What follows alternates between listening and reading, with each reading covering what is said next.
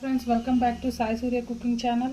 Yesterday నేను కొన్ని పకోడీలు చేశానండి. సో ఆ పకోడీలు మిగిలితే నేను ఎప్పుడైనా ఇలాగే మిగిలితే ఎక్కువగా అంటే తినగా ఉండిపోతే మాత్రం డెఫినెట్గా కర్రీ చేస్తాను.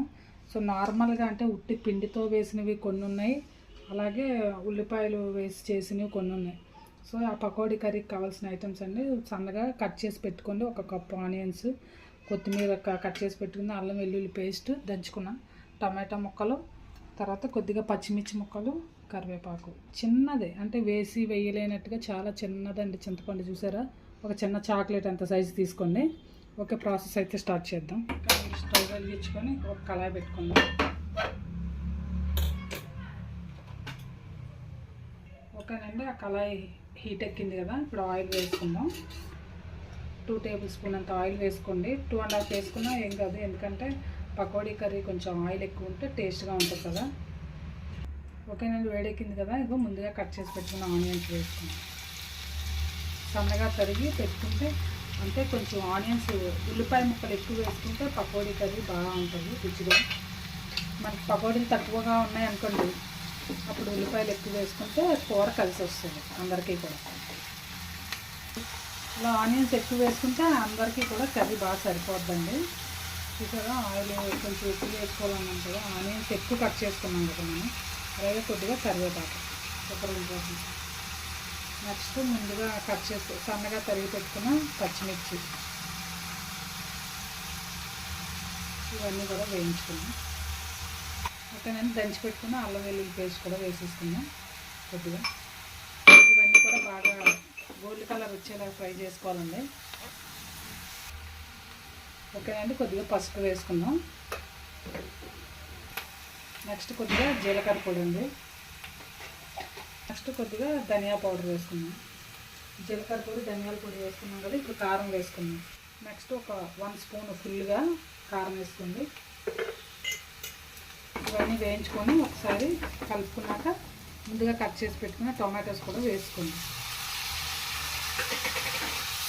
ఇవన్నీ బాగా కలిపి ఒక 5 నిమిషాలు మూత పెడతామండి. బాగా మెత్తగా కుక్ అవుతాయి. సాల్ట్ కూడా వేసుకుందాం ఇందులోని. అలాగే రుచికి సరిపడినంత సాల్ట్ వేసుకుందాం. వేసుకున్నాక దీన్ని బాగా కలిపి, చెప్పాను కదండి, బాగా కలుపుకొని ఒక 5 మినిట్స్ మూత పెట్టుకుందాం. అప్పుడు టమాటా బాగా మెత్తగా కుక్ అవుతుంది కదా. ఓకేనండి, 5 నిమిషాలు అన్నాం కదా, టమాటా మొత్తం బాగా కుక్ అయిపోయింది. ఆయిల్ అంతా చూసారా కర్రీలోంచి ఎలా పైకి తేరుకుంది కదా, బాగా మెత్తగా అయ్యింది. ఇప్పుడు పకోడీలు వేసుకున్నాము.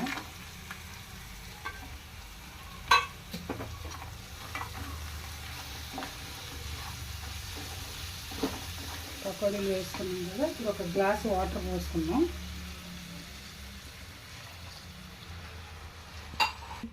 చెప్పాను కదండి, చిన్న చాక్లెట్ అంతా, మెలోడీ చాక్లెట్ అంతా చిన్న పీస్ తీసుకొని అది చింతపండు రసం వేసుకోండి.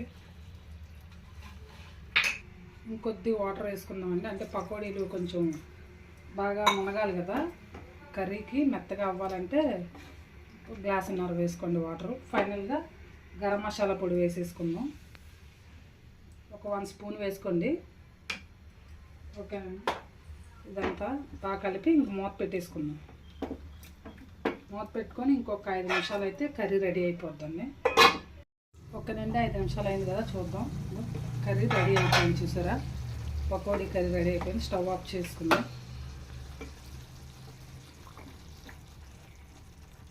సో ఇలా అనేసరికి ఇలా మెత్తగా, ఎంత చక్కగా జ్యూసీగా స్మూత్గా, చూసారా, ఇలాగే ఉంటే బాగుంటుందండి. మరీ మెత్తగా అయిపోతే బాగోదు. దీన్ని ఒక డిష్లోకి తీసుకుందాం. ఓకేనండి, రెడీ అయిపోయింది. ఫైనల్గా పైన కొత్తిమీరతో గార్నిష్ చేసుకుందాం కొద్దిగా. సో ఎంతో రుచికరమైన వేడివేడి పకోడీ కర్రీ రెడీ అయిపోయింది. అప్పటికప్పుడే చాలా ఈజీగా, వెజిటబుల్స్ ఏమీ లేకపోయినా శనగపిండి ఒకటి ఉంటే ఇలా నార్మల్గా పకోడీ వేసుకొని వెంటనే కర్రీ చేసుకుంటే రైస్లో కలుపుకొని తినడానికి కూడా చాలా బాగుంటుందండి. ఎనీవే, మీరు కూడా ట్రై చేయండి. ట్రై చేసి మీకు నచ్చితే కనుక టేస్ట్ చేసి మీ ఫ్రెండ్స్కి కూడా షేర్ చేయండి. అలాగే నచ్చితే ఒక కామెంట్ కూడా పెట్టండి. Like and subscribe my channel. Okay bye friends, మళ్ళీ నెక్స్ట్ వీడియోలో ఇంకో వంటతో కలుద్దాం.